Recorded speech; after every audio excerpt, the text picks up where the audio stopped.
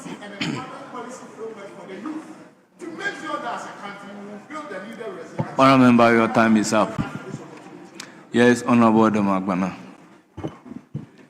Thank you, Mr. Speaker, for the opportunity to contribute to this very important statement delivered by the chairperson of the Parliamentary Caucus on Population and Development, a caucus that I am very proud to be a member of. Mr. Speaker, as we celebrate the World Population Day, I am happy that the statement delivered by the Deputy Minority Leader sought to shift the conversation from population growth to human capital development and a focus on what we can do as a country to support young people. Mr. Speaker, population and development are linked. You cannot delink the two together. And there cannot be development if we do not properly understand the population dynamics and make proper investments into these dynamics. Mr. Speaker, youthful population is not automatically a demographic dividend. We have heard many leaders speak, and like motivational speakers who say a youthful population means that a country has potential, so it's a demographic dividend. But it is not automatic. It only becomes a demographic dividend when you make the right investments in education. Mr. Speaker, access to education. Right from the basic level, Mr. Speaker, we have structural challenges. Today, a child born in a rural area in Ghana is more likely not to progress to tertiary. At the basic level, most of the schools that we have, that are government schools, the public schools in the rural areas, Mr. Speaker, when they write their BEC, there are districts that the schools are scoring 0. What it means is that when you are born in a rural area in this country, automatically you are at a disadvantaged place. So when we're talking about education and investment in education, we must ensure that this investment is spread out in such a way that a child born in Begbekope will have the same opportunity as a student attending any of the big schools here in Accra or Kumasi and all these places. Mr. Speaker, we also need to look at expanding technical and vocational training. Currently, government is implementing a policy called the National Apprenticeship Program. But Mr. Speaker, when you look at the budgetary allocation, though commendable, as a young person, I believe a lot more needs to be done. Because this is the only sustainable way by which many more young people can be empowered to have skills that can earn them a living. That is the only way we can address issues of unemployment. And so, while commending government for the National Apprenticeship Program, I also want to plead that in the next budget, we must increase the budgetary allocation for that program so that many more young people, school dropouts, will have the opportunity to be empowered with vocational skills so they can earn for this country. The third thing, Mr. Speaker, is for us to expand digital skills. I have seen the Minister for Communication here, and I must say that through the magnanimity of Mr. President and the Minister, some students from my constituency are benefiting from the 1 million coders program and also the Girls in ICT program. Mr. Speaker, but it is important to note that out of about 88 basic schools that I have in my constituency, less than 10 can boast of having computers. How do we talk about digital literacy and empowering young people with digital skills when the basic infrastructure and all those things have not been made available? We need to increase allocations because, like I said earlier, until he came, we had only one. When he came, he has provided us with some laptops and computers, but we need to increase budgetary allocation for this very important program so that we can expand digital skills. Mr. Speaker, to conclude, we must also ensure that government's policies on provision of jobs for young people must not be reduced to tokenism. We must provide young people with sustainable jobs, just like the Honorable Stephen Amwa has. Time is up. Yes. Minority leadership. Mr. Speaker, we are yielding to Honorable Kobe, but I wanted to draw your attention to the comments of the member. He said nothing about population and it related to the statement. He was rather debating. So those words, because when Honorable Patrick started, the Speaker guided that he should stick to the statement. But actually what you were talking about CODA, we know that CODA program is a failed program. They are all failed programs, so they are generating debate. The minister responsible for communication giving you laptops. It's not all of us. You are yielding to who? Honorable Kobe. Please, you have the floor.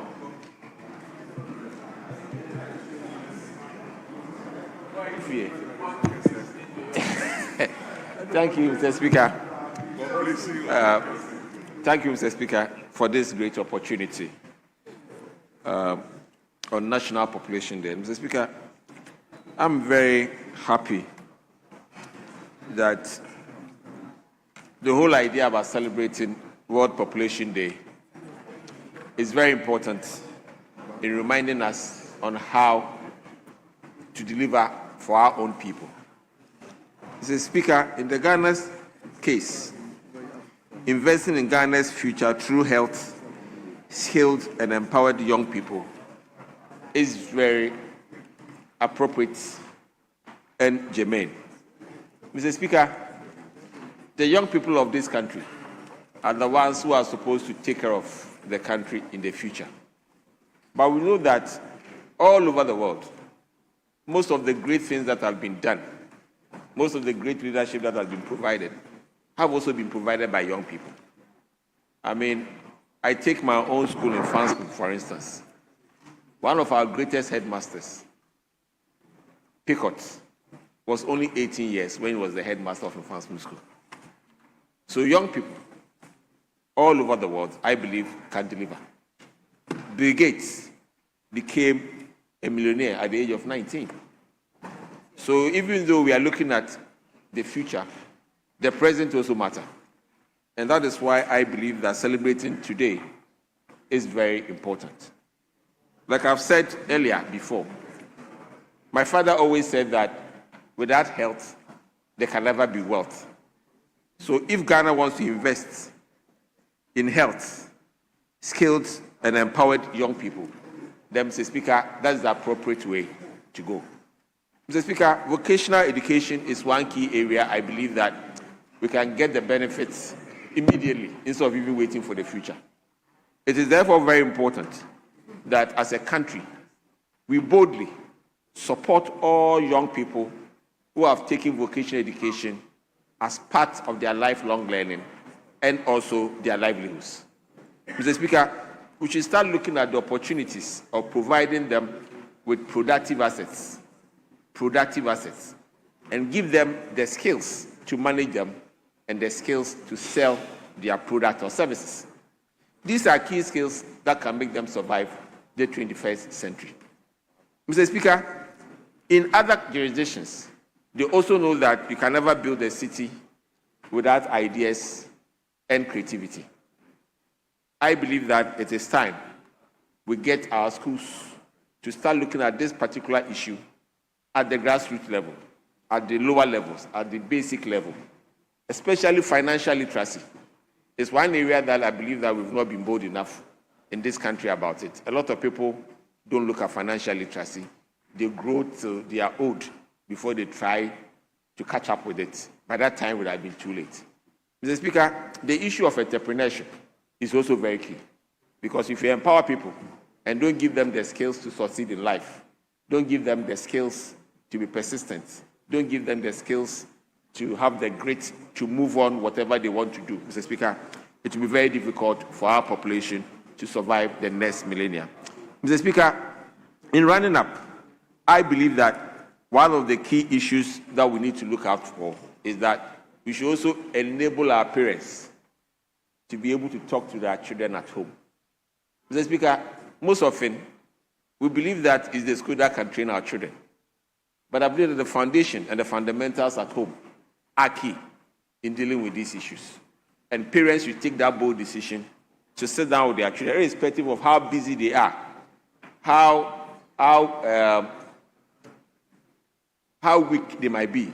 There are basic life principles that I believe that it's the parents' responsibility and duty to train our children at home. If the parents are able to do so, the children will have the confidence to go to school, take their vocational classes, be able to do their apprenticeships, and still be successful at all the things that they want to do.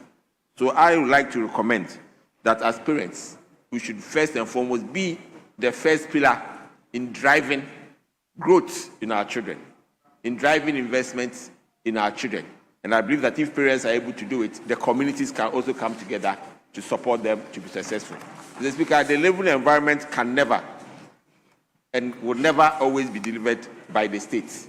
But I believe that families, communities have a major stake in doing so, in making sure that the country as a whole can deliver on the health and can deliver.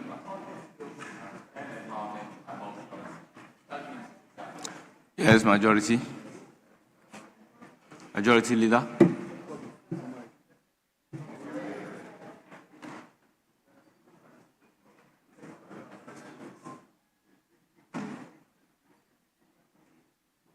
This one too, on this statement.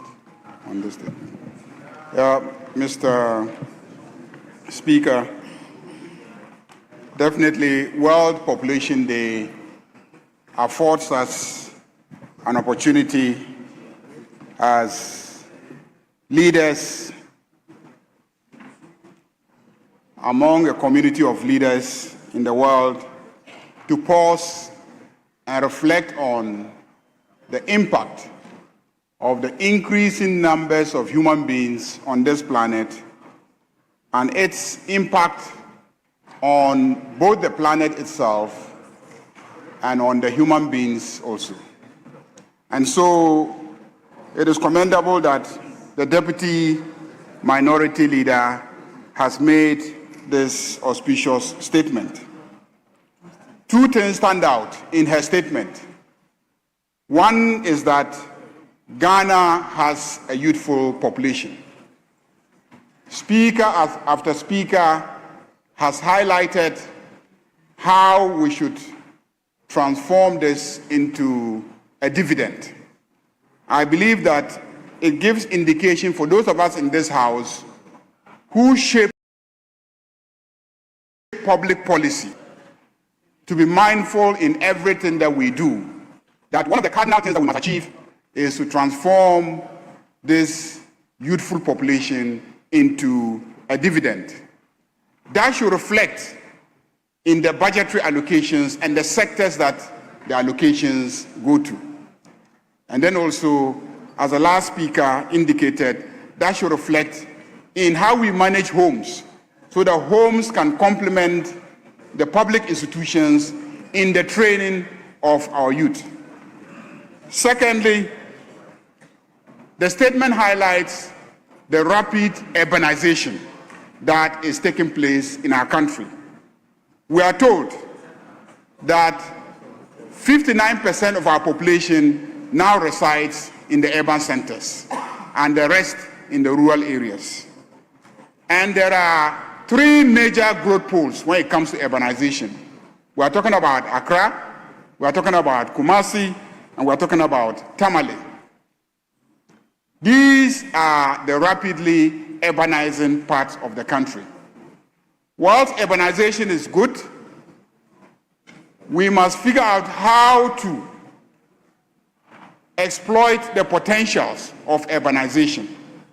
Recently, we were affected by floods, and it has been a major issue. This is one of the issues that we need to deal with as part of the challenges of urbanization.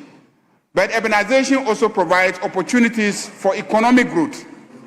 And so, as leaders, we must begin to learn how we can take advantage of the rapid urbanization to really spur growth within the urban centers. But then also, we must be mindful of the fact that it comes with cost, and perhaps we must achieve a balance, and therefore the resources of the country cannot be concentrated in only the urban centers. Mr. Speaker, recently we've had a debate about how to allocate common fund, how to utilize the resources. This government has indicated that 80% of the funds must go to all the districts. The principle behind it is to ensure equitable and fair development across the country. This will serve as a check on urbanization. Because one of the factors that is driving urbanization is everybody running to the urban centers in search for economic opportunities. So when you concentrate much of your national resources in the urban centers, invariably, all the people in the rural areas will run to the urban centers. But if you share the resources equitably, what will happen is that the economies of the rural areas will pick up and many people will live in those parts of the country and take advantage of those economies. And so this should inform the thinking of those of us in this chamber as leaders who are allocating resources and determining how this country is supposed to shape. So let me commend the maker of the statement and indicate that it is a very important statement and will be guided by the core issues that she raises relating to population growth and urbanization, which is fast approaching. Thank you. Honourable members, that brings us to the end of the first statement. Yes, any indication? Yes, so let's lay the papers. Luckily, we have about 3 ministers who will help us just lay the papers. Then we'll do the questions. Yes. We have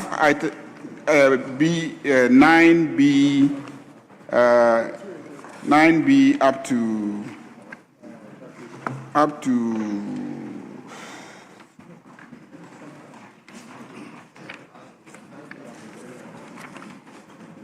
for 9B up to P. P. There are a lot of papers to be laid.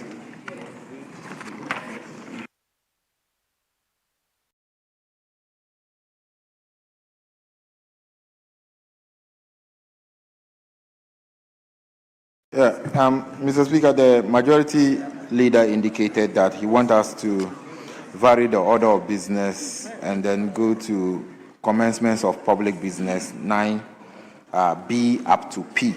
But I can't see the minister responsible for finance in the chamber, and I can also see the Attorney General, Minister for Justice in the chamber. I can also see the Minister for Labor and Jobs and Employment in the chamber. I can't see the Minister for Local Government and Chieftaincy in the chamber. I cannot also see the Minister responsible for Works and Housing in the chamber. I can also see the Minister responsible for Lands and Natural Resources in the chamber.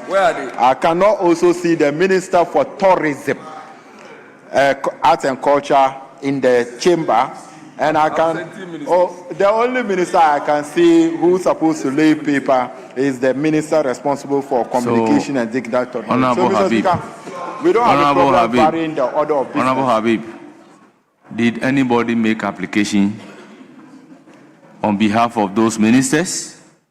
So you have to wait when you get there and there is an application for a minister to lay on behalf of another minister that your issue is ripe.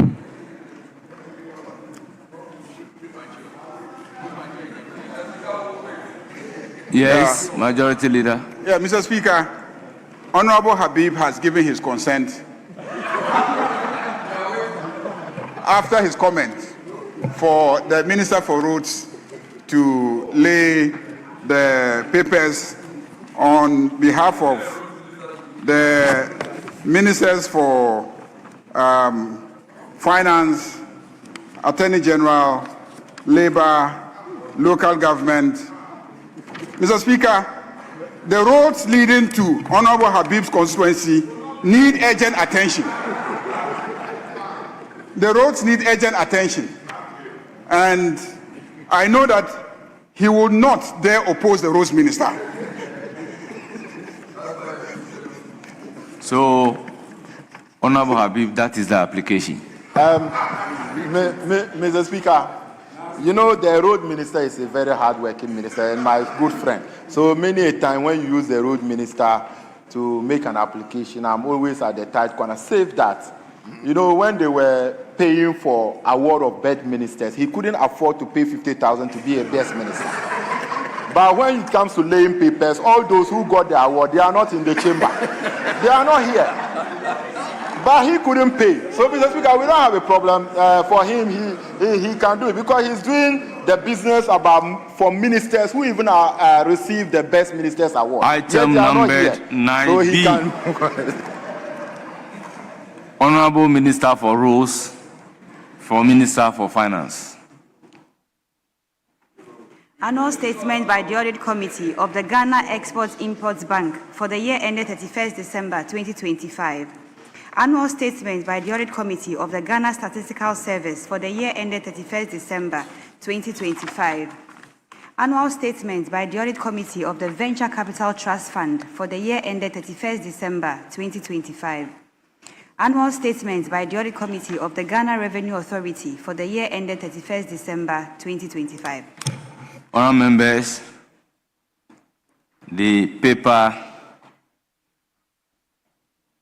item number B, I to IV have all been duly presented and they are referred to the Committee on Finance for consideration and reports.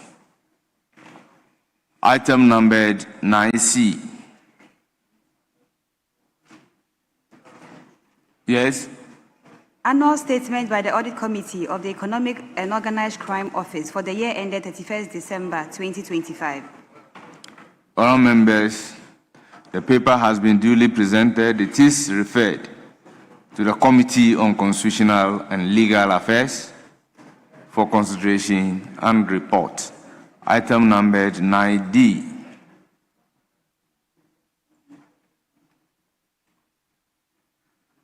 Annual statements by the Audit Committee of the National Labour Commission for the year ended 31st December 2025. Annual statements by the Audit Committee of the Fair Wages and Salaries Commission for the year ended 31st December 2025. The item numbered 9DI and II have all been duly presented and they are referred to the Committee on Employment, Labor Relations, and Pension for consideration and report. Item numbered 9E. Annual statement by the Audit Committee of the Achuma and Wabija North District Assembly for the year ended 31st December 2025. Annual statement by the Audit Committee of the Efutu Municipal Assembly for the year ended 31st December 2025. Annual statement by the Audit Committee of the Oforikrom Municipal Assembly for the year ended 31st December 2025. Annual statement by the Audit Committee of the Ewutu Senya District Assembly for the year ended 31st December 2025. Annual statement by the Audit Committee of the Nkwanta South Municipal Assembly for the year ended 31st December 2025. Annual statement by the Audit Committee of the Central Municipal Assembly for the year ended 31st December 2025. Annual statement by the Audit Committee of the Adaklu District Assembly for the year ended 31st December 2025.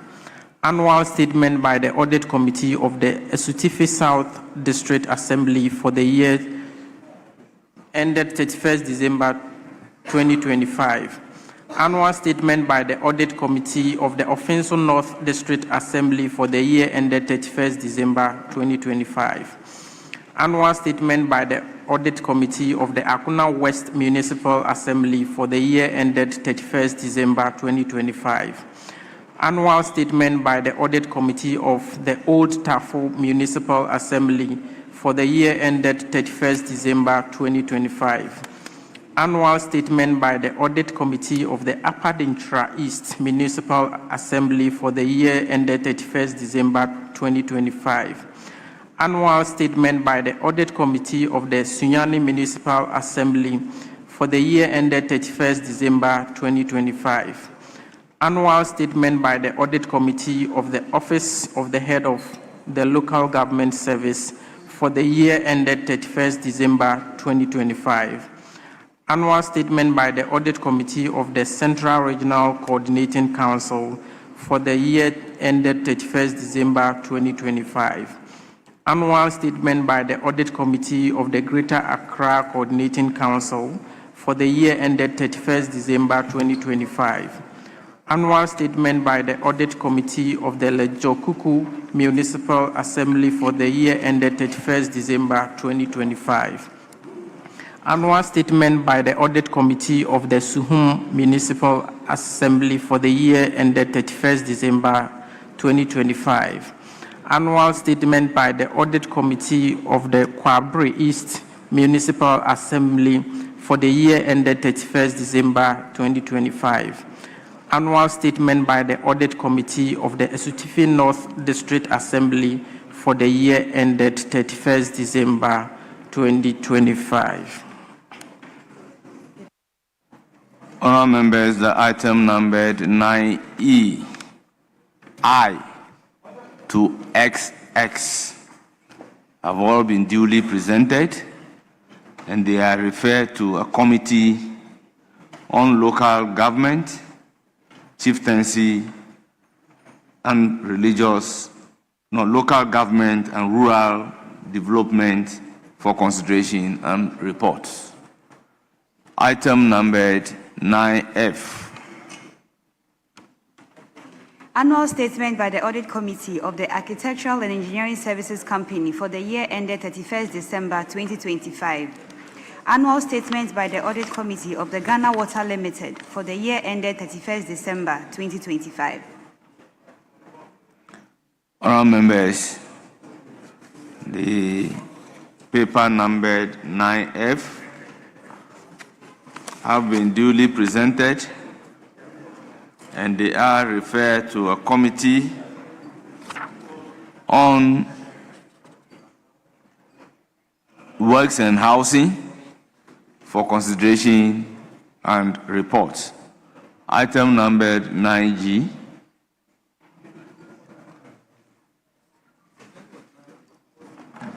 Annual statement by the Audit Committee of the Forestry Commission for the year ended 31st December 2025.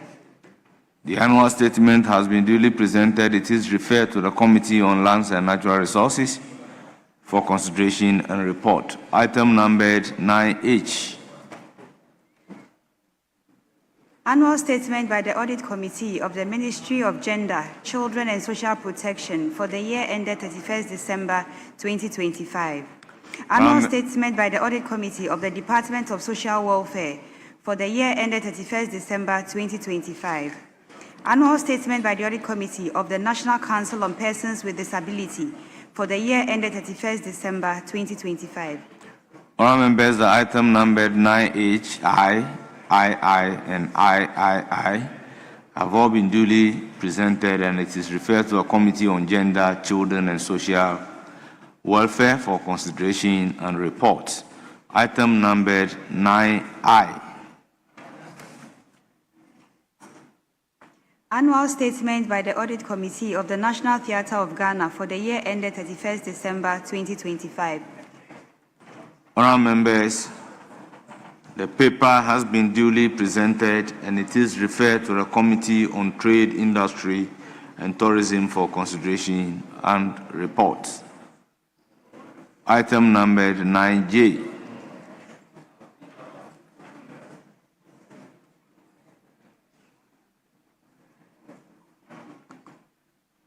Annual Statement by the Audit Committee of the Cyber Security Authority for the year ended 31st December 2025. Annual Statement by the Audit Committee of the Ghana Meteorological Agency for the year ended 31st December 2025. Members, these papers have been duly presented and they are referred to a Committee on Information and Communication for consideration and report. 9K.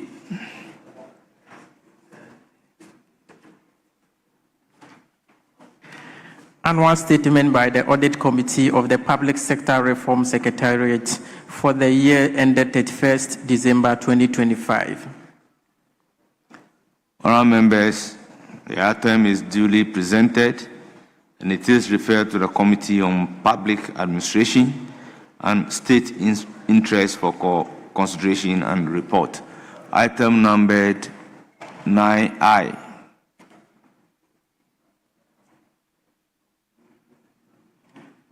Annual Statement by the Audit Committee of the Ministry of Transport for the year ended 31st December 2025. Annual Statement by the Audit Committee of the Ghana Shippers Authority for the year ended 31st December 2025. Honourable members, item numbered 9I, 1 and 2 have all been duly presented and they are referred to Committee on Roads and Transportation for consideration and report. Item numbered 9M. Annual Statement by the Audit Committee of the Nuclear Regulatory Authority for the year ended 31st December 2025. Annual Statement by the Audit Committee of the Ghana Atomic Energy Commission for the year ended 31st December 2025. Honourable members, the item numbered 9M, 1 and 2 have all been duly presented and they are referred to a Committee on Environment, Science and Technology for consideration and report. Item numbered 9N.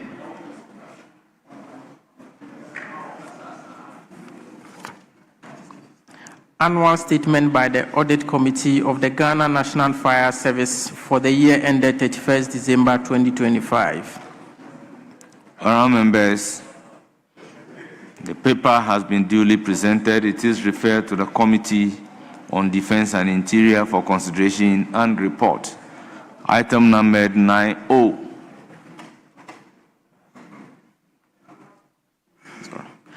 Annual Statement by the Audit Committee of the Office of the Administrator General for the year ended 31st December 2025.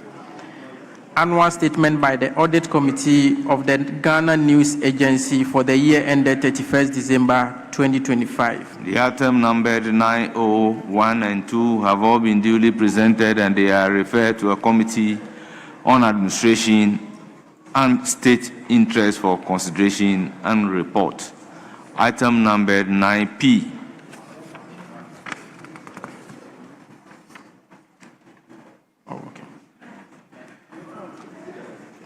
Report of the Public Accounts Committee on the performance audit report of the Auditor General on the provision and maintenance of toilet facilities in the public schools.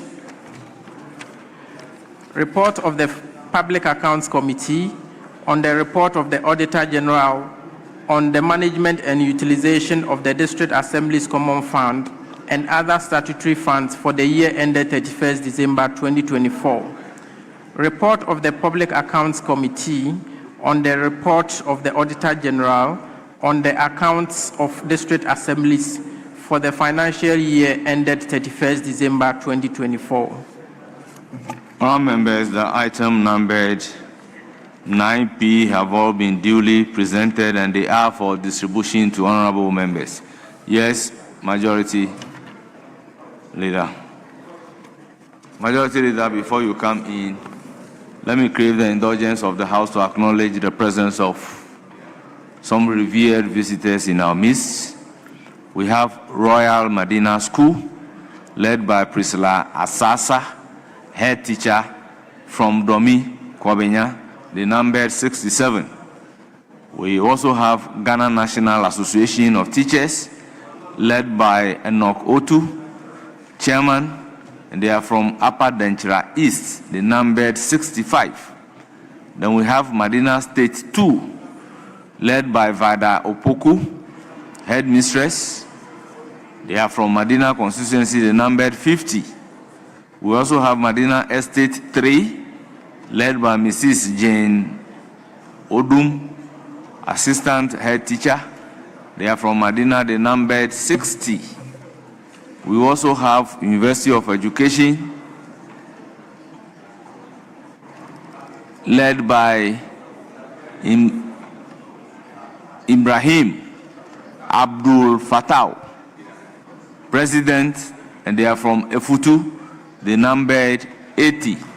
Honourable members, on your behalf and on behalf of the House, I welcome our revered visitors to Parliament of Ghana and urge them to have a fruitful visit. Now, to indicate on the record that the honourable member for Efutu, my brother Osahin Alexander Kwamina Apanyo Makin, is in the house.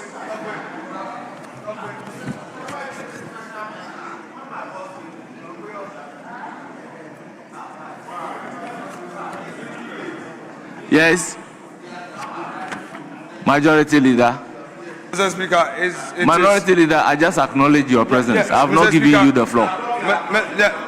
Mr. Speaker, I've just acknowledged your Mr. Speaker, presence. with your, Mr. Speaker, Mr. Speaker, I Honourable don't know. Minority Leader, you have not catch my eye. Very well, Mr. Speaker, please, Mr. Speaker, because there are visitors, Mr. Speaker, there are visitors here. Yes. Just bear with me a second. Mr. Speaker, the Majority Leader and my good self operate at our own level. I don't know why all of a sudden the Chief Whip has been contracted to be engaging. Mr. Speaker, we are not on the same level. Your boss and I have our own level, and in this chamber, I am the senior most in leadership. I've been Majority Leader, and I'm now the Minority Leader. This is your first time. And he himself, that is his first time in that chair. So if you want to take me every now and then when I'm even talking, you want to come in with Minority a point Leader. of order. Mr. Speaker, Minority Leader, I understand you are classmates at the law school. Mr. Speaker, I was called before him.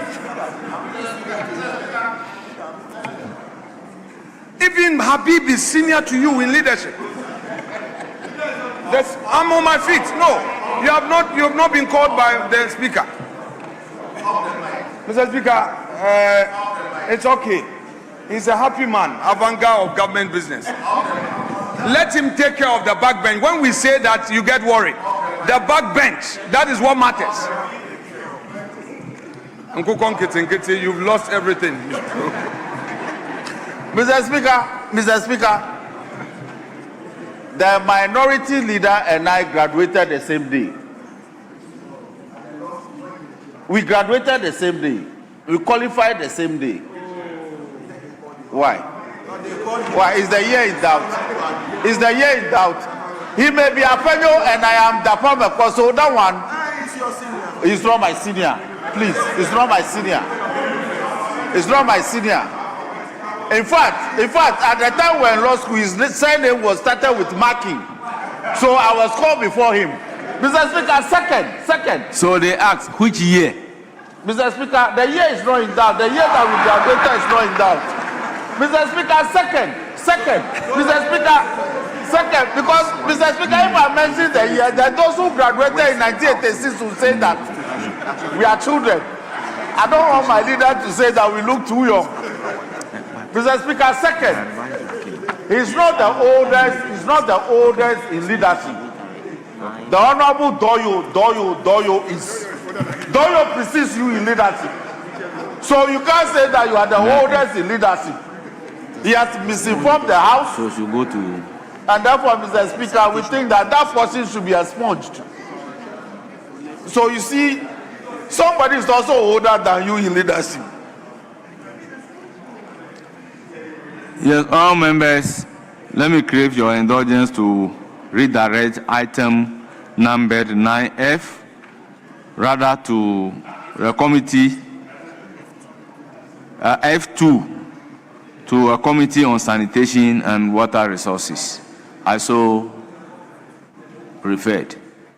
Yes. Mr. Speaker, I've been informed that the governor is in this house. He's here at long last. Yeah, Mr. Speaker, I want clarity on this matter because the last time he was supposed to appear before us, the governor of the central bank, we want to be sure. No, it's not about going after the governor. I'm only asking. Yeah, I want to be sure because, Mr. Speaker, we are prepared for the governor today. We are prepared for the governor. Honorable Minority Leader.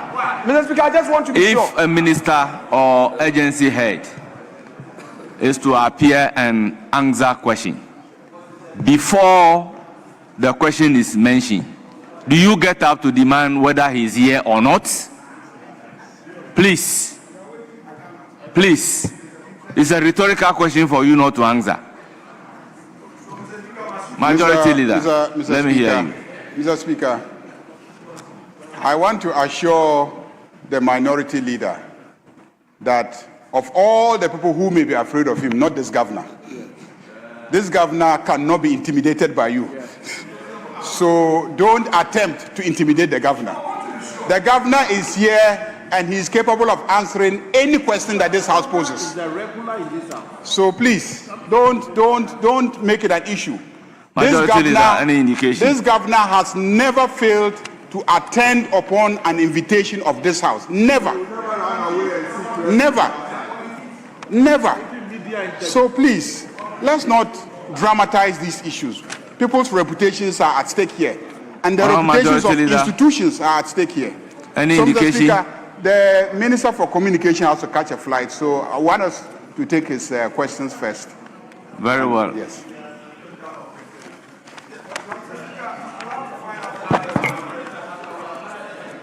Mr. Speaker. Honorable Minority Leader, with all due respect, Mr. Speaker, you do not have the floor. Yeah, but Mr. Speaker, he has requested for something. You do not have the floor. Mr. Speaker, normally when the majority leader makes a request, you don't have the floor. He has to find out from us whether we are in agreement. He has what not are the us. question numbers? Mr. Speaker, he needs to build consensus. He needs to clear with us. We need to discuss it. But Mr. Speaker, why are you frowning? Why are you frowning? Because we are talking about the governor, you want to frown? Why are you yesterday you were very cheerful. So, Mr. Minority Speaker, Leader, are you objecting? Oh, Mr. Speaker, now you're asking the question. Mr. Speaker, the majority leader knows what to do. Normally, if the minister has to catch a flight or whatever, you engage. That's a practice. He hasn't engaged. Engage. Mr. Speaker. Engage. Mr. Speaker, please. Yesterday you had a good day with us. Mr. Speaker, you had a good day with us yesterday. And we all applauded you.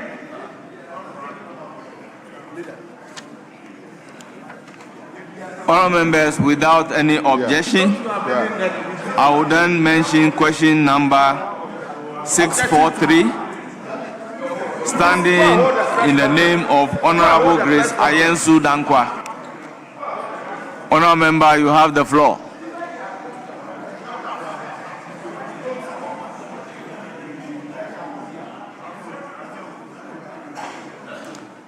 Honourable member, the questioner is not here to ask the question. I will therefore ask that the answer be published. As we move to question number 716, standing in the name of Rudolph Amwako Jampa, Upper Denchra West. You have the floor. Thank you, Mr. Speaker.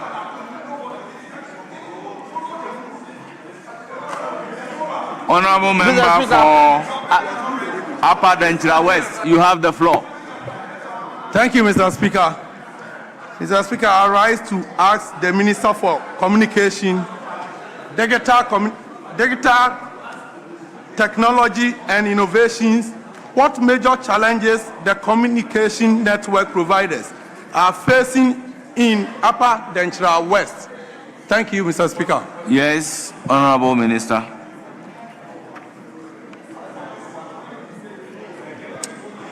Thank you, Mr. Speaker.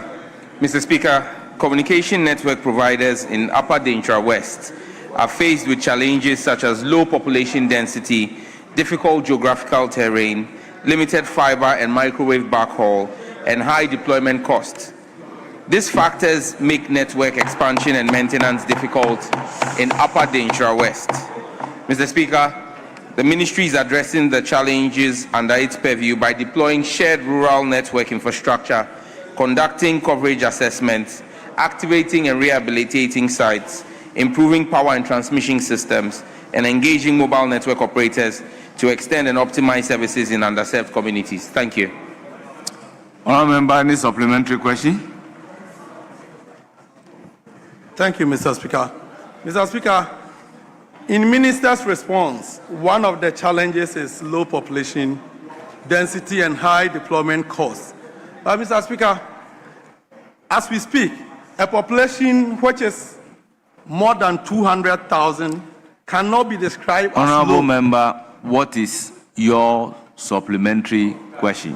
Mr. Speaker, I'm laying a foundation on that. Tell me the rules that requires that you lay foundation. All right, Mr. Speaker. Mr. Speaker, so if I'm asking, how soon is the ministry's engagement with the service providers going to yield results for better services for the people of Upper Daintra? Yes, Honourable Minister. Right Honourable Speaker, the ministry continues to engage with the mobile network operators and with our Universal Access Fund. And as soon as some workable solutions are found, we'll notify the honourable member and his community. Thank you. Any further supplementary question? Mr. Speaker, like I was saying, a population of not less than 200,000, how will the minister describe as a low population? Thank you. Yes. Right Honourable Speaker, when we say low population density, we are not talking about the entire population of the constituency or district. The cell sites are in specific communities. So 200,000 as the number you mentioned is the total population of the district. However, there's already existing infrastructure in the district. There are areas in the district where there are challenges. And it is those areas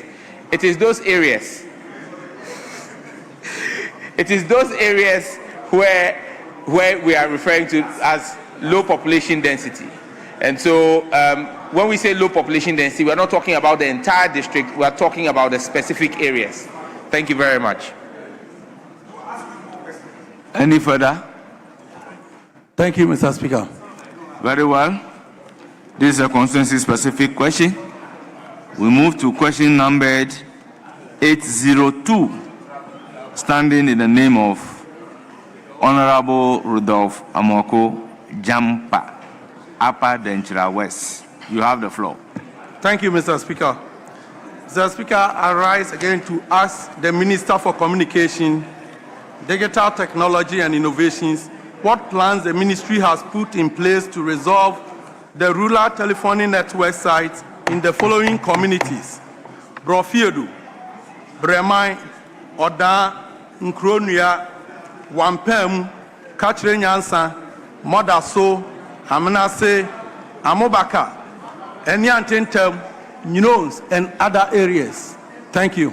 Yes, Honourable Minister. Mr. Speaker, the ministry continues to implement interventions aimed at improving rural telephony and mobile network connectivity in underserved communities within the Upper Daintra West District and across the country. Mr. Speaker, the following are the status updates on the sites serving the listed communities. 1. Brofoyedru, Amobaka, and Nyonosu. These sites, the sites serving these communities have been completed, activated, and are currently on air, passing traffic. Madaso and Amenase, the sites have been completed and activated, but are currently experiencing transmission link failures, given the geographical terrain challenges that I referred to in my first answer.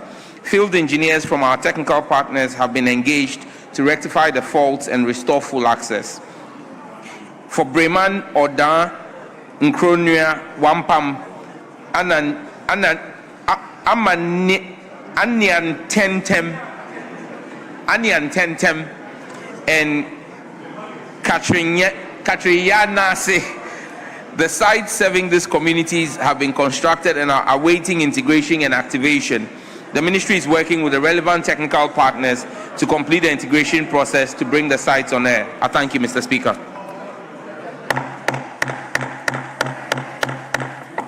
Please, all honorable members standing should kindly resume their seat.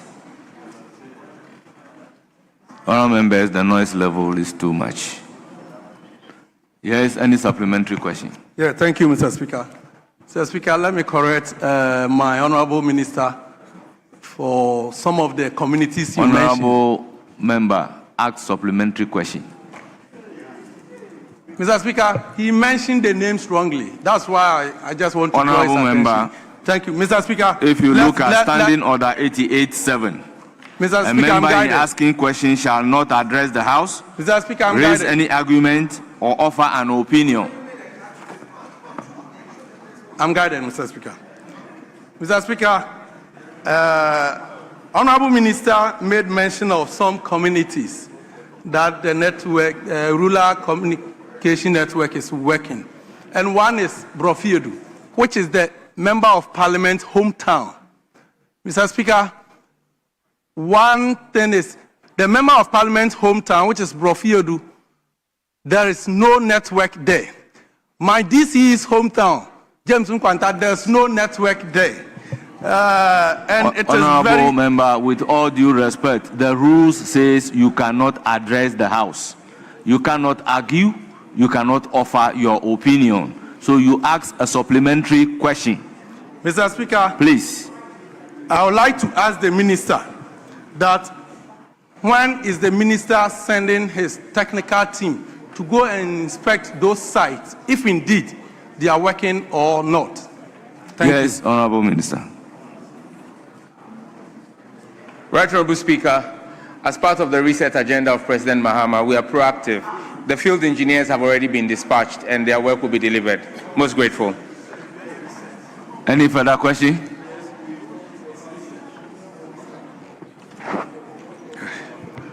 Thank you, Mr. Speaker. Yes. Honorable member, this is a constituency-specific question. Again, we move to question number 803, standing in the name of same Rudolph Amwako Jampa. You have the floor. Mr. Speaker, thank you very much. Mr. Speaker, I think this question serves the same question that I asked. It was just repeated. So I think we can just go. Very well. We then move to question number 821, standing in the name of Superintendent Retired Peter Lanchini, Member of Parliament for Wa West. Mr. Speaker, thank you so much for the opportunity. I rise to ask the Minister for Communication, Digital Innovation and Digital Technology and Innovations when the following communities will have their communication challenges addressed. One is Kunchilayiri, Kandel, Bultua, Dabosira, Grungu, Doye, Vieri, Lasetulu, Jagolo, and the last one is Yonuri. Thank you, Mr. Speaker. Yes, Honorable Minister. Mr. Speaker, the ministry is taking steps to address the communication challenges in the listed communities within the Wa West district under the Ghana Rural Telephony and Digital Inclusion Project. The following are the status updates and indicative timelines for the communities. Dabosira, Bulto, Donye, and Vieri. Construction of rural telephony masts is currently ongoing in these communities. The sites are expected to be completed, integrated, and made operational before the end of the year. In Lasia Tuolu and Jaglu, the sites serving these communities are operational and currently carrying voice and data traffic. In Kendeo and Gurungu, the sites have been completed. However, Gurungu is currently experiencing technical service interruptions due to transmission challenges on Telecel Ghana's network. Telecel Ghana's engineers are working to resolve the issue and restore service. The Kendeo site is also experiencing a transmission link failure, and field engineers from Accent Digital Solutions have been engaged to rectify the fault. In Kulchilieri, GIFEC has conducted a drive test exercise in the community However, the technical simulation based on the data collected did not identify a viable backhaul solution. GIFEC is therefore exploring alternative technical solutions to provide network coverage and connectivity to the community. In Yonor, the community is not included in the current deployment plan. GIFEC will conduct a drive test exercise to assess the existing coverage situation, and the data collected will inform subsequent simulation, planning, and possible deployment, subject to the community meeting the required technical and implementation criteria. I thank you, Mr. Speaker. Honourable member, any supplementary question? Mr. Speaker, that is rightly so. I rise to ask the Minister for Communications again. The communities that you are assuring us that we are going to get network by the close of the year, can you give this House, as a House of record, the assurance that by 31st December 2026, those communities will come alive? Yes, Honourable Minister. Mr. Speaker, our engineers are currently working on the field, and all things being equal, the timelines that have been provided by the engineers is that the sites should be active and operational and passing traffic by end of year. Thank you. Any further question? Mr. Speaker, I'm grateful for the answer from the Minister. That will be all right. Honourable member, this is a consensus-specific question. We then move to question number 822, standing in the name of Dukes William Ellen Kwame Amwako Atta Ofori Atta. You have the floor. Mr. Speaker, I come under Order 883.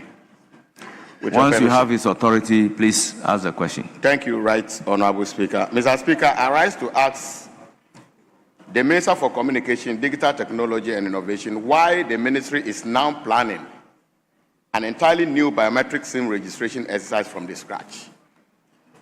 Yes, Honourable Minister. Right Honourable Speaker, the Ministry wishes to state that the government's decision to undertake a new biometric SIM registration exercise, now referred to as the Electronic Communication Numbering Resource Registration Exercise, is informed by the need to strengthen the integrity, security, and reliability of Ghana's telecommunication ecosystem and to address gaps identified in the previous SIM registration exercise. Mr. Speaker, the previous exercise aimed to ensure that all SIM cards are linked to verified identities through biometric verification and validation against the NIA database. However, the biometric information collected during the exercise was not checked against the NIA database, allowing some individuals to register SIM cards using false, stolen, or unverifiable identities. Mr. Speaker, because of this, the previous registration exercise did not fully achieve its objectives, and systemic weaknesses continue to undermine the integrity of the National SIM Register. Mr. Speaker, the need for a new SIM registration exercise is necessary for the following reasons. 1, incomplete biometric verification. Mr. Speaker, subscriber records were not subjected to real-time biometric verification against the NIA database, thereby limiting the effectiveness of the previous exercise in establishing a fully verified and traceable subscriber database. 2, a rising incidence of fraud and cybercrime. Mr. Speaker, weaknesses in the existing registration framework have been exploited in incidents of SIM swap fraud, mobile money fraud, identity theft, registration of SIM cards using impersonated identities, and sale and use of pre-registered SIM cards.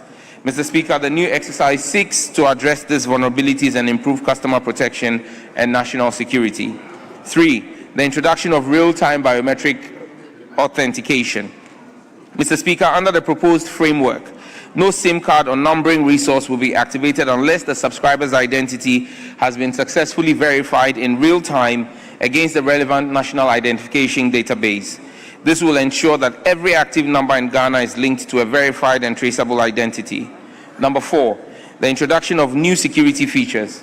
Mr. Speaker, the proposed registration framework introduces several new safeguards, including a real-time electronic biometric verification, self-registration capability for physical SIM and eSIM services, the designation of a primary number for authentication purposes, remote SIM delinking, device verification through the Central Equipment Identity Register, real-time validation of corporate registration and diplomatic identification documents, and stronger fraud prevention mechanisms. 5, the need for a new legal framework. Mr. Speaker, Thanks to your leadership, I have laid the draft Electronic Communication Numbering Resource Registration Regulation 2026 to repeal and replace the Subscriber Identity Model Registration Regulation 2011 LI 2006. 6. Improved national identification infrastructure. Mr. Speaker, unlike the previous exercise, the NIA has significantly expanded its registration infrastructure and currently operates approximately 294 registration centers nationwide. In addition, approximately 86% of eligible residents have registered for the Ghana card, thereby creating a more conducive environment for a successful registration exercise. 7. The need for a new registration platform. Mr. Speaker, this existing SIM registration platform cannot adequately support the enhanced requirements relating to real-time biometric verification, multi-institutional interoperability, enhanced cybersecurity, and device verification through CEIR. And number 8, Mr. Speaker, the subscriber-centric registration approach. Mr. Speaker, the proposed registration exercise is being designed to minimize inconvenience to subscribers and avoid the long queues experienced during previous registration exercises. Accordingly, the registration process will be as much as practical undertaken remotely using the subscriber's smartphone through secure digital onboarding and biometric verification technologies. Mr. Speaker, for subscribers who may require physical assistance, the NCA intends to implement a scheduled appointment system for visits to consumer care centers. Mr. Speaker, the NCA is also considering the use of post offices and community information centers across the country as supplementary registration centers to improve accessibility and bring registration services closer to citizens. Mr. Speaker, for inclusiveness and particularly for people living in remote and underserved communities, mobile registration teams may be deployed to hard-to-reach areas to facilitate the registration process and ensure that no eligible subscriber is left behind. Mr. Speaker, in conclusion, the proposed exercise has been designed to be significantly more convenient and less disruptive than previous registration exercises through the use of remote smartphone-based registration, scheduled appointments, expanded registration centers, and mobile registration teams for underserved communities. The Ministry's objective is to achieve a secure and credible subscriber database while ensuring that the registration process is accessible, efficient, and customer citizen-centric. I thank you, Mr. Speaker.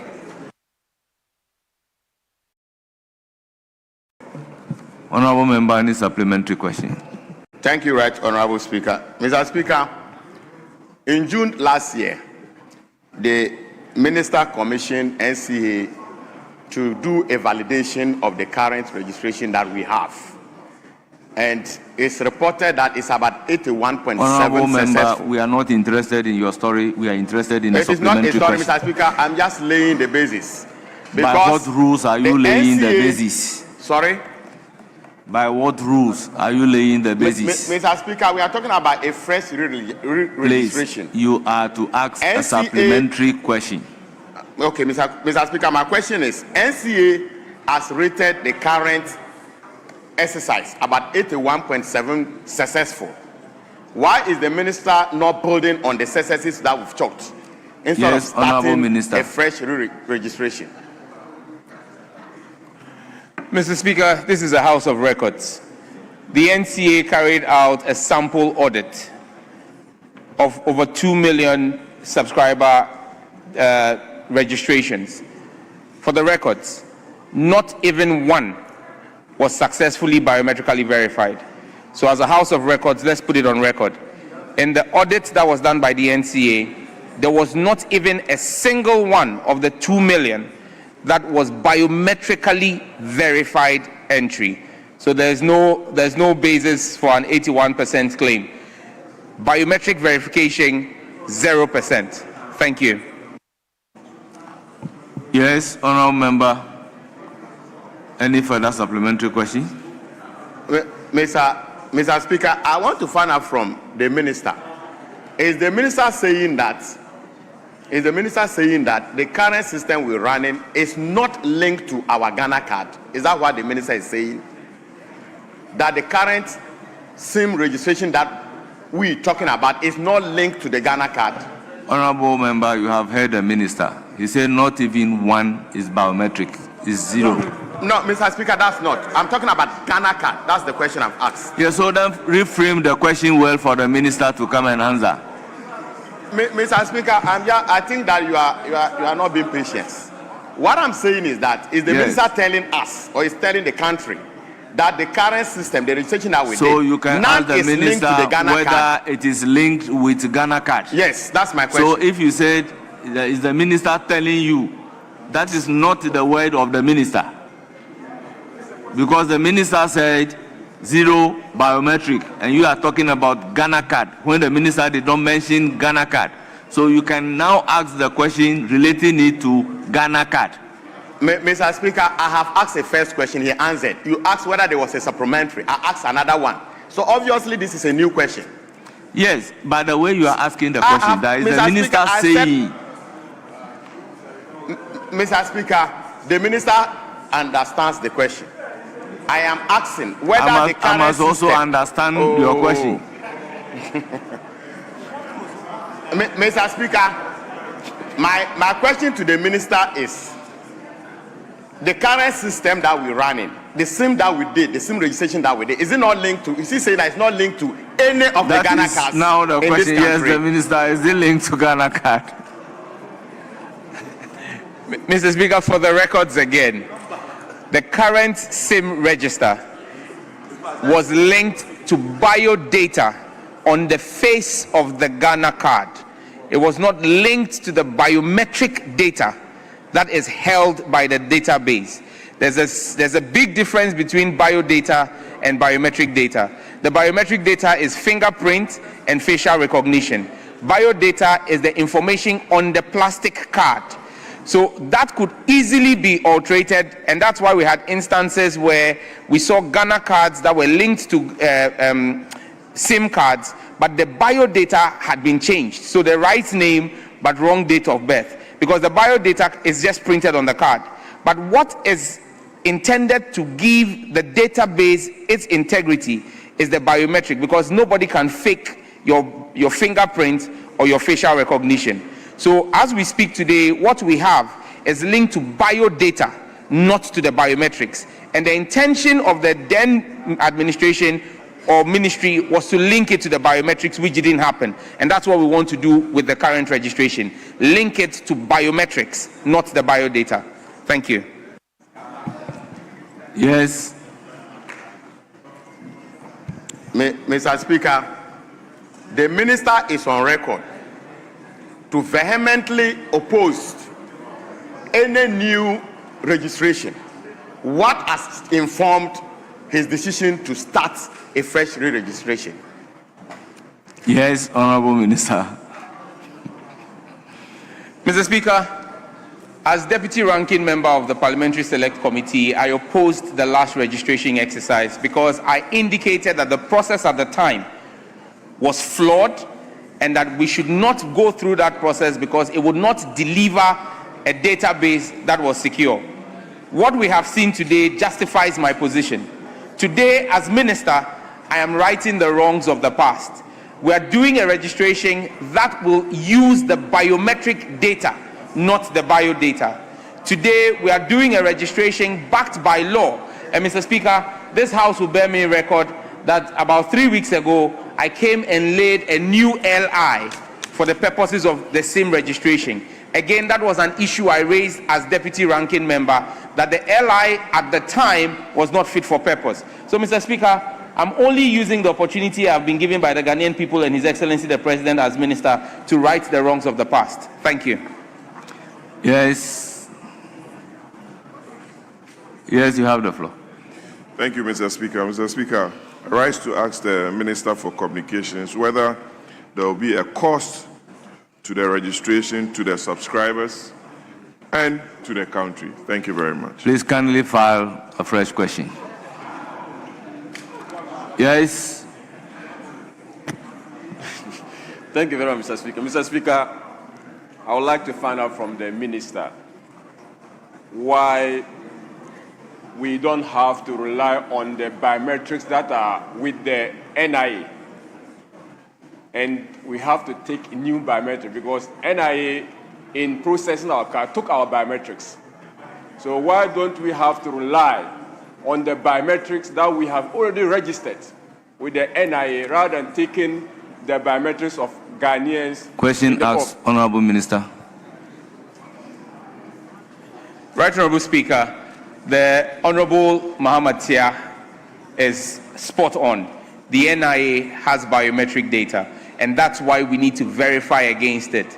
To verify against it, you must have something that you are verifying against. And that's why we're asking everybody from the comfort of your home with your own smartphone to submit it. The same way when you want to access your banking app or you want to access your own phone, you have registered your biometric on the phone, but every time you seek to unlock the phone, you use your fingerprint to verify it. Every time you want to vote, you put your fingerprint to verify that you are the one. That's the same thing we are seeking to do. And Mr. Speaker, this, I can repeat on authority, will be at no cost to the consumer. Thank you very much. Honourable members, I use the opportunity to very well. If you are up, I'll give you the floor.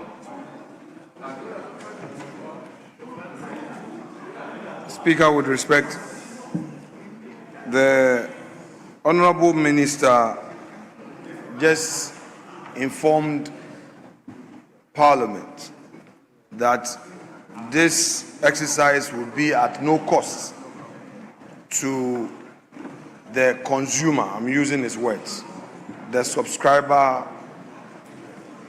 the ordinary Ghanaian, in other words. Mr. Speaker, that said, can he say the same for the states, whether it would also be at no cost to the states,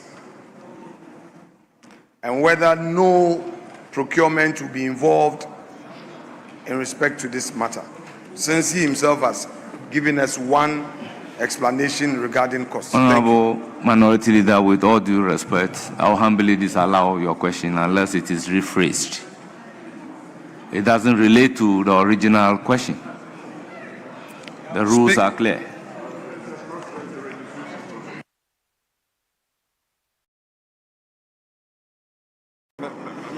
Speaker, I don't want to be seen to be having back and forth with you. So I will go by your directive to rephrase. At the dispatch box, the minister himself just informed Parliament that this registration will be at no cost to the subscriber. I want to know from him whether there will be any cost at all to be incurred by the state.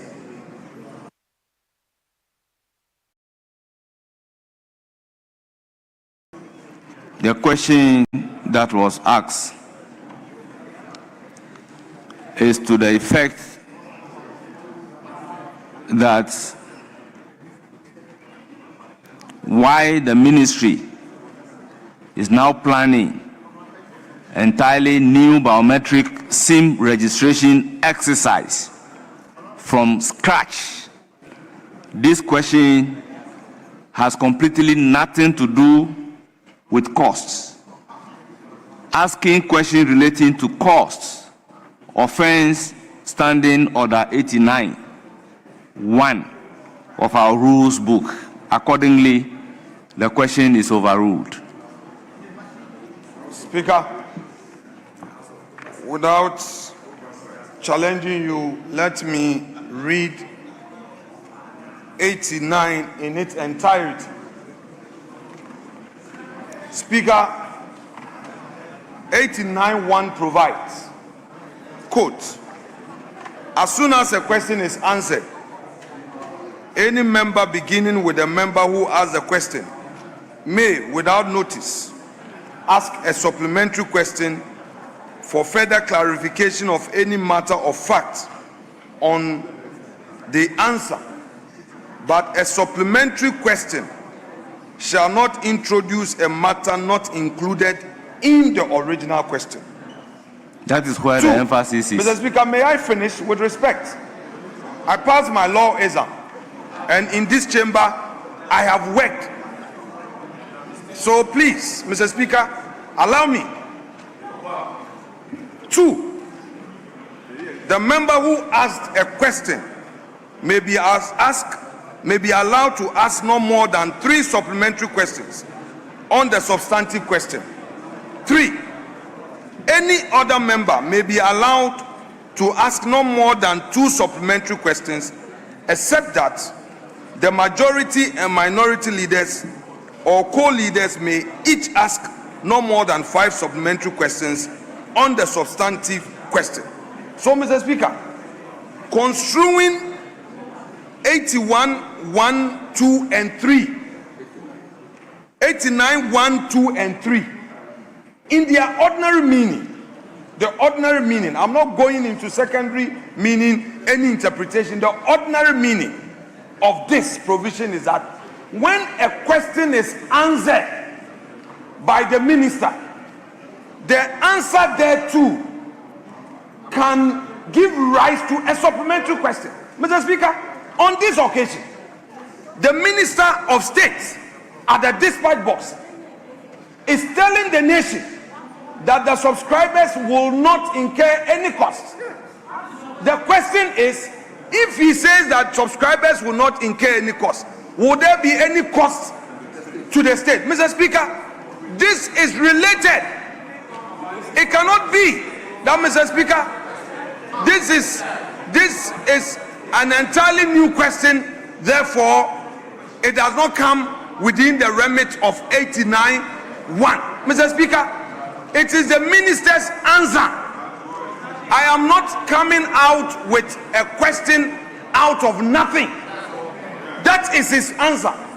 And Mr. Speaker, are we arguing here that when a minister gives an answer, you cannot ask your question based on the answer? Mr. Speaker, it is not me who is introducing that new matter. It is the minister's answer which is introducing a new matter. And once a minister's answer introduces a new matter, a supplementary question can lie. Mr. Speaker, we cannot lock ourselves in a certain interpretation that would make politics a difficult venture here. Mr. Speaker, we are asking a political question. And if he himself has put a matter out, you say that because it was not contained in the original question, we cannot ask a supplementary question. But Mr. Speaker, let's be clear. Let's be clear. The question is not coming out of nothing. It is based on his answer. And if you read 89(1) clearly, again, it says a supplementary question for further clarification on any matter of fact on the answer. But a supplementary question shall not introduce a matter not included in the original question. So, Mr. Speaker, we are not asking anything not included in the original question. I am asking a supplementary question anchoring same on his own answer. And the rules allow. The rules allow, Mr. Speaker. The rules allow. Honorable members, if you look at Standing Order 89, there is a foreclosure to the effect that but a supplementary question shall not introduce a matter not included in the original question. This has nothing to do with the answer. That is why I refer to the original question asked. We shouldn't use the opportunity to again offend Standing Order 88(7). Unless the standing order is revised, I'm to use it the way it is. So the House can take a decision to revise same. Yes, Majority Leader. Majority Leader. Majority Leader, you are on your feet. You look different. What are you look different? Yeah, Mr. Speaker.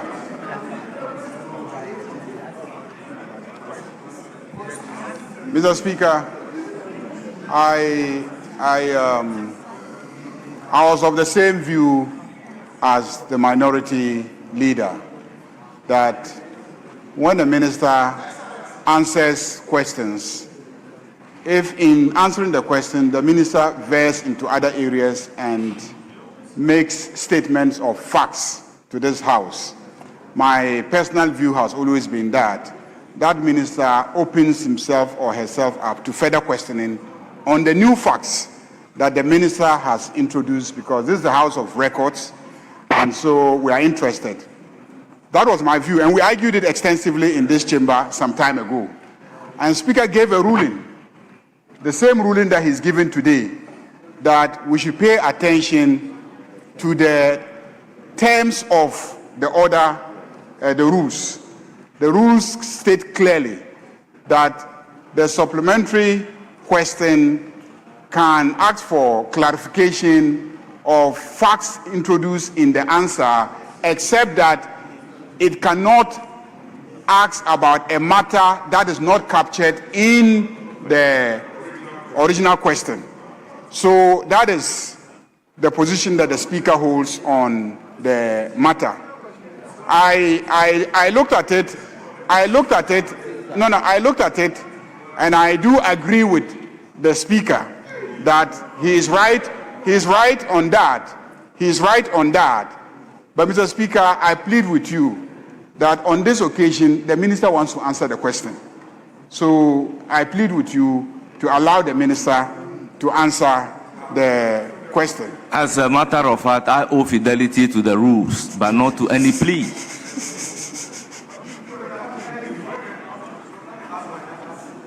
Mr. Speaker, I would argue no more. Let me proceed with my questions. Very well. Mr. Speaker,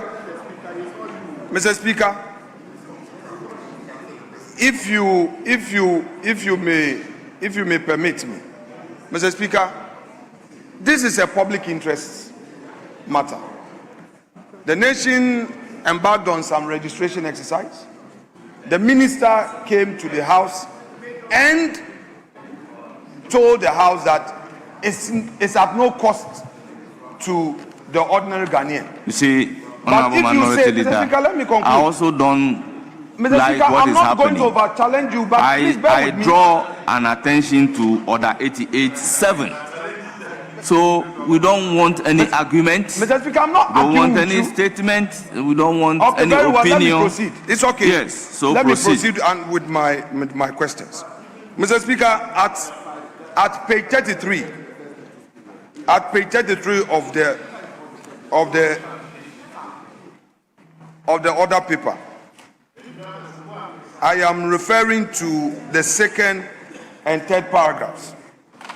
Quote, Mr. Speaker, the previous exercise aimed to ensure that all SIM cards are linked to verified identities through biometric validation against the National Identification Authority database.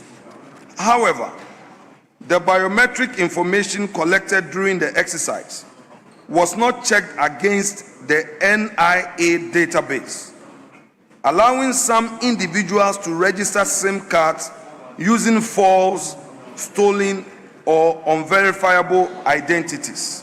Mr. Speaker, my question is, can the minister tell us the number of those who have been identified as having used false, stolen, and unverifiable identities in respect of the very matter he has raised in this very paragraph I have quoted supra?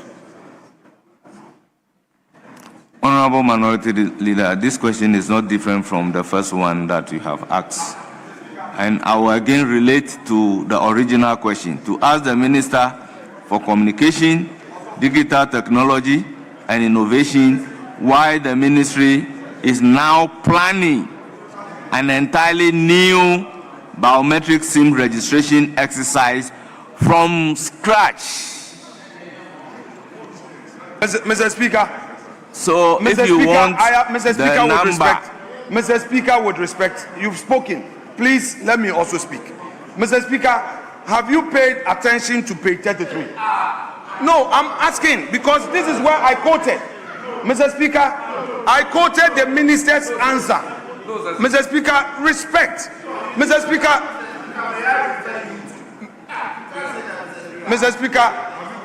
Mr. Speaker, I would want to refer you to page 33. I would want to refer you to page 33 of the order paper, the minister's own answer. I'm quoting again the first paragraph of that page. Mr. Speaker, I quote, Mr. Speaker, and this is the answer. Mr. Speaker, the previous exercise aimed to ensure that all SIM cards are linked to verified identities through biometric validation against the National Identification Authority database.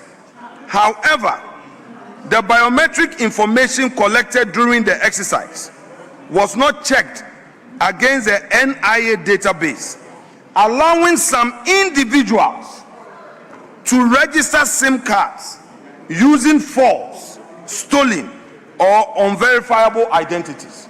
Mr. Speaker, based on this answer, based on this particular paragraph, I am asking the Honorable Minister whether or not he has the total number of those who use false, stolen, or unverifiable identities for the registration. And if so, he should provide us with a number. It is his answer. With all due respect, the question is not included in the original question.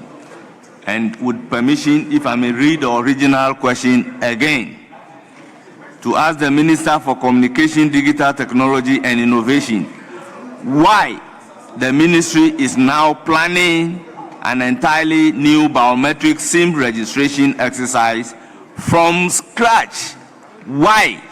That is what the question is saying. And the rule says the supplementary question must relate to the original question. That is why I'm always adverting your mind to the original question. Mr. Speaker, very well. Mr. Speaker, the original question provides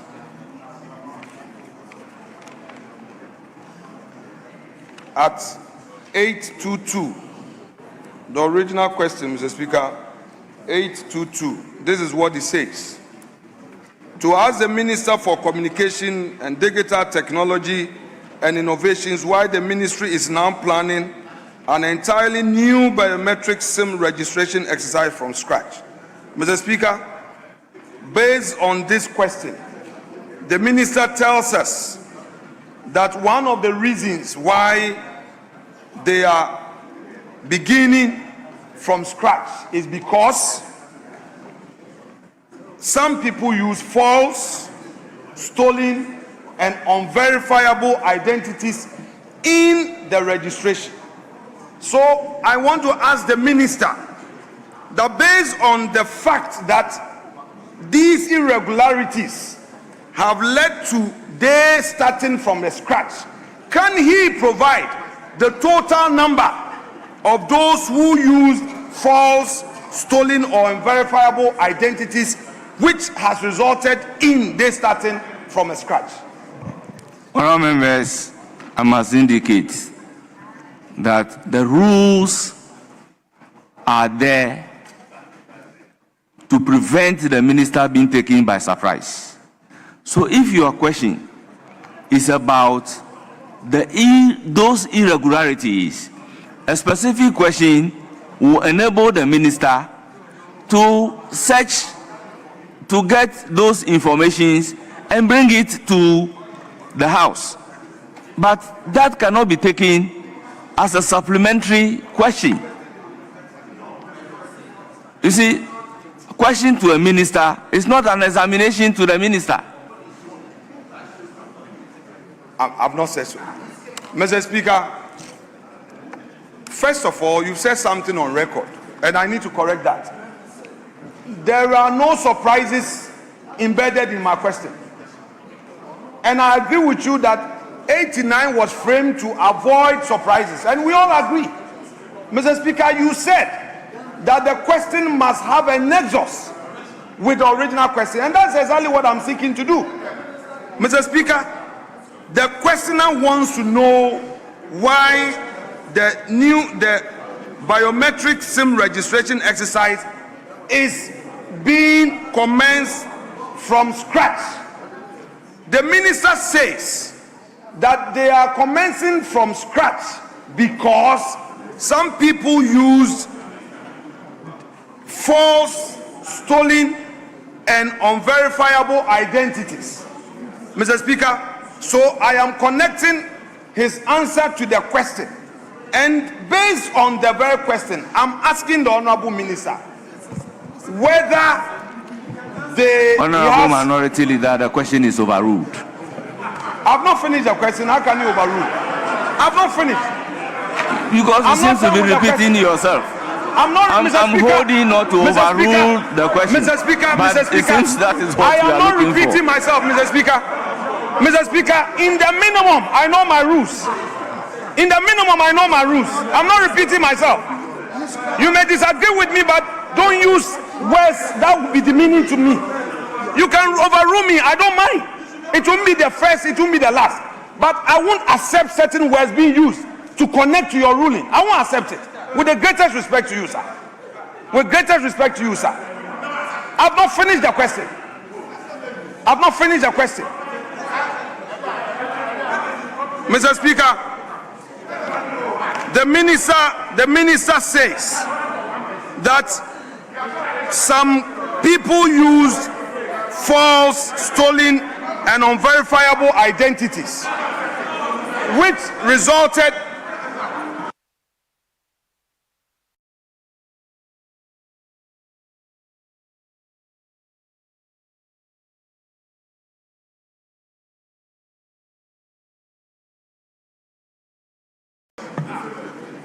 Mr. Speaker, the minister at page 33 tells us that some people use false, stolen, and unverifiable identities in their registration, leading to the policy decision by the ministry to start SIM re-registration at scratch. What I want to know from the minister is that can he provide us with the total number of those who use false, stolen, or unverifiable identities in the registration? Yes, Honorable respected Minority Leader, I state over and over that if you are looking for a total number of those irregularities, it's a matter for the minister to verify and come and answer. So therefore, this must be a substantive question to the minister, but not a supplementary question. That has been my ruling.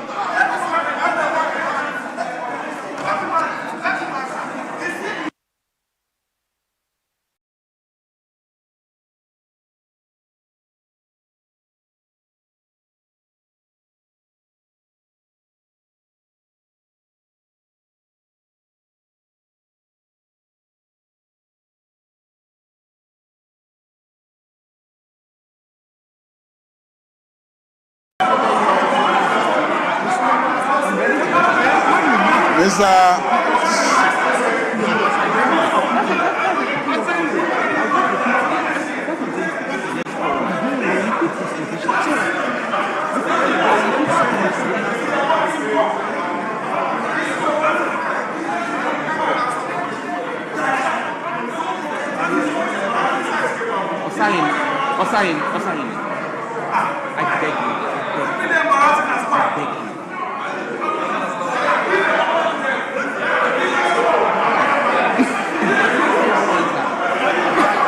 Majority Leader, you have the floor.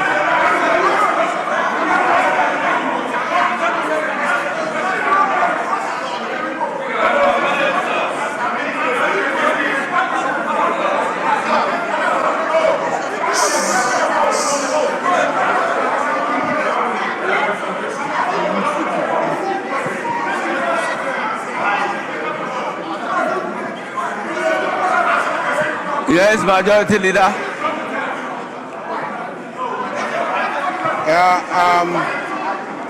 Honorable colleagues.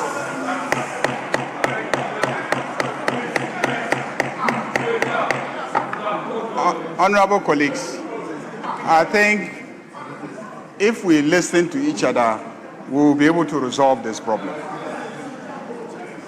The question is why fresh SIM registration? That's fundamentally what the question is. And the supplementary question of the minority leader is, your answer is that the reason why you are doing SIM registration is because in the earlier one, some people use fake identities, okay? And the question that the minority leader is asking is, what numbers of people registering use fake identities, okay?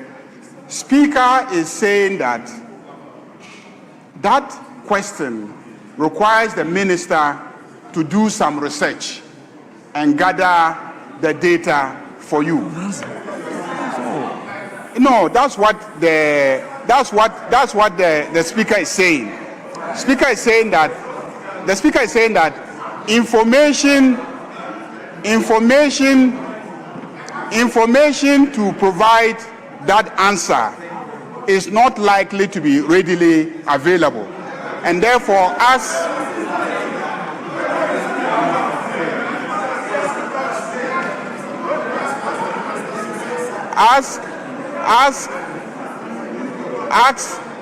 a substantive question.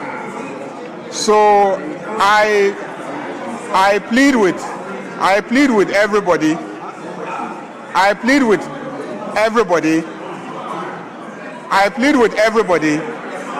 We sit here, minority leader, please, at our level when we are talking, let's listen to each other. We sit here and the authority of the speaker, whether we are happy with the ruling or we are not happy with the ruling, we must respect the authority of a speaker, whether we are happy or not happy. This same position, you and I argued it vociferously the last time, but the speaker ruled against both of us.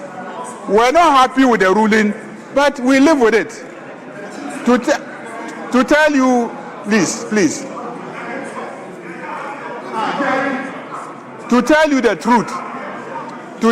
truth, my personal view is that, when the minister comes here and provides answers and mentions facts in those answers, we are entitled to ask him for follow-up supplementary questions on it. That's my personal view.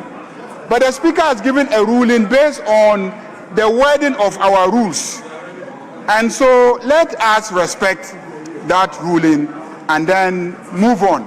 So minority leader, please,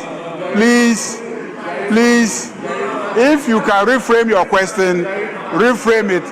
Speaker has disallowed it. But threatening to walk out is not good. Jerry, don't walk out. So, Jerry, don't walk out. Honorable Majority Leader. Jerry, you know that we are making arrangements for the flood victims in your constituency. Honorable Majority Leader, it's been said that sometimes you make mistake to solve a problem. I am happy that the very essence of my ruling has been understood, because if you are asking the minister to give you the specific numbers of those who use stolen identity to do SIM registration, this is a matter of fact that the minister must look through the record to come and give you the answer. But if the insistence is that the minister should say so, I'll give the floor to the minister. Right Honorable Speaker, we are grateful for your leadership. May you live long. Right Honorable Minister, the Ministry will work with the regulator and furnish this House with the full details in due course. Thank you. Yes, any other supplementary question?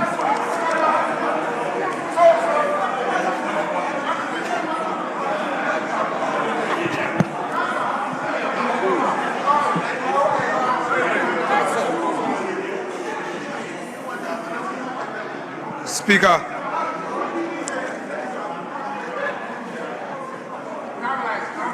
may I know from the Honorable Minister that this whole exercise, which according to him is going to commence afresh because of all the irregularities identified, can he tell us the cost implications to government?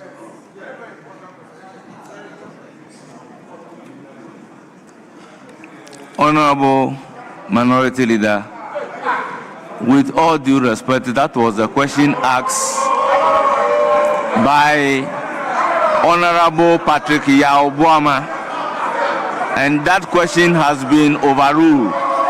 So I don't expect this question from you.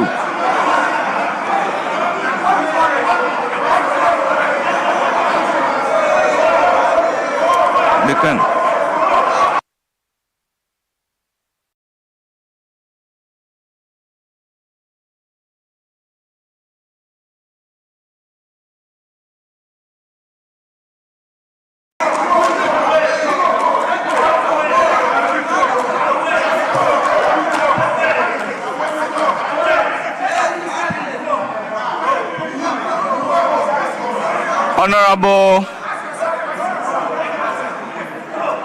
Honorable Minister for Communication,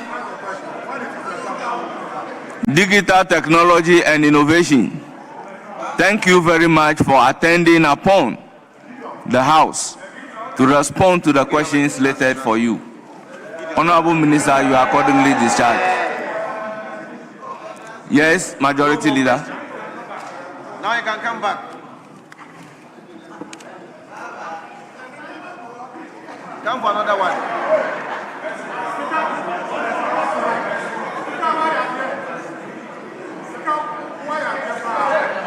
Ken must come. Ken must come. Ken must come.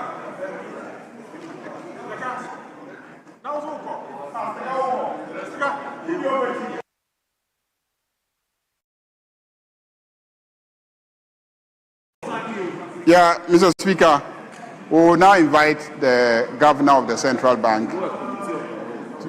First, we will convert into a committee of the whole. Very well. Yeah. Very for the well. Purpose of. Yes, in view of that, I will call on the Marshal to clear the gallery. But before then, let me acknowledge the presence of Fadius International School. Let's do the committee of the whole and finish, then we can, yeah. So just to acknowledge them, because they will clear the gallery. Okay. They are led by Abubakar Yunus Baba, a teacher. They are also from Medina, the number 79. So on behalf of the House, you are welcome to Parliament of Ghana, and may you have a fruitful visit to Parliament. Yes, Committee of the Whole.